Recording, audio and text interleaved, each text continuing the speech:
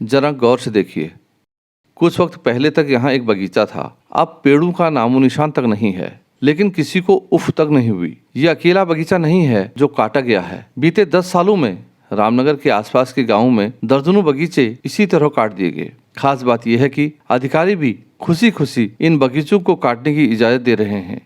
पिछले 19 सालों से मैं इसमें जनहित में कार्य कर रहा हूँ, इस प्रकृति क्षेत्र को बचाने के लिए। उसके बाद भी इस स्पीड से पेड़ कट रहे हैं, ये समझ में नहीं आ रहा है ये संदेह के घेरे में है। ट्री प्रोटेक्शन एक्ट है, उसके तहत ही परमिशन दी जाती है, जिसमें फलदार वृक्षों की परमिशन उद्यान विभाग द्वारा दी जाती है और अन्य वृक्षों की परमिशन वन विभाग द्वारा दी जाती है। इसके साथ ही जो 2 किलोमीटर की परिधि में जो कॉर्बेट के आते हैं उसमें परमिशन वन विभाग द्वारा दी जाती है। अधिकारियों को इन बगीचों को काटने की परमिशन देने में दिक्कत भी नहीं है। उन्हें अपनी नौकरी जो करनी है, कौन ताकतवर लोगों से दुश्मनी लेगा। आराम से नौकरी जो करनी है। अगर गरीब आदमी का मामला होता तो देखा जाता, पूरा विभाग ही सक्रिय हो जाता, परमिशन के लिए चक्कर कटवाए जाते, 20 सवाल पूछे जाते। बगीचा काटने वाला साधारण आदमी तो हो नहीं सकता है, फिर सवाल भी क्यों पूछे जाएं? अगर इजाजत नहीं ली है तो बाद में ले लेगा, अगर बाद में भी इजाजत नहीं लेता है तो कर्मचारियों से लेकर अधिकारी तक खानापूर्ति में लग जाते हैं। बड़ा आदमी जो कर दे वही सही। फिर इन बाग बगीचों की सुध लेने वाला कौन है? अगर कोई पूछ भी ले तो उनके पास कई जवाब हैं। कहीं पेड़ों की उम्र का हवाला दे दिया जाता है तो कहीं बता दिया जाता है कि जो बगीचा काटा गया है वो फल पट्टी की जगहों में नहीं आता है। ज्यादा दबाव पड़ेगा तो कह दिया जाएगा मामला दर्ज कर लिया गया है। 2 घटनाएं हुई हैं जो पेड़ कटने की सूचनाएं आई हैं, उस पर विभाग द्वारा कार्रवाई की गई है। एक मामले में FIR भी दर्ज की गई है और संबंधित विभागों को भी कहा गया है कि अगर नियम विरुद्ध कोई भी कार्रवाई होती है तो अवश्य उसका संज्ञान लिया जाए और उनके विरुद्ध कठोर कार्रवाई की जाए।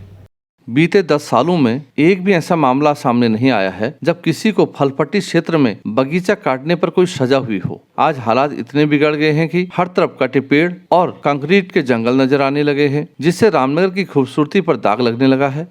अवैध कॉलोनी का जहाँ तक मामला है तो वो वन विभाग उससे संबंध में कुछ नहीं देखता है। कोई भी कॉलोनी डेवलप जब होती है तो राजस्व विभाग उसमें निम्नानुसार उनके जो खसरा खतौनी होते हैं उसमें उसका कैटेगरी चेंज करता है और कॉलोनी डेवलप करवाता है।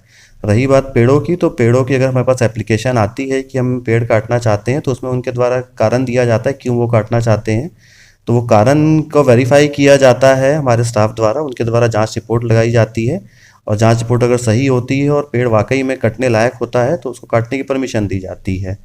असल में भूमाफिया मोटा मुनाफा कमाने के चक्कर में इन बगीचों को काट रहा है। उनकी राजनीतिक पकड़ है, चुनाव में खुलकर खर्चा करते हैं। ऐसे में अधिकारी क्या, नेता भी उनकी जेब में रहते हैं। जब रोकने टोकने वाला कोई है ही नहीं तो बगीचे तो कटेंगे ही, फिर चाहे आम का पेड़ हो, लीची के हो या फिर कोई और पेड़, वह तो कट ही जाएगा। सबसे अहम बात तो यह है कि उन्हें किसी को जवाब भी नहीं देना है। Bureau report, Uttarakhand 360 news.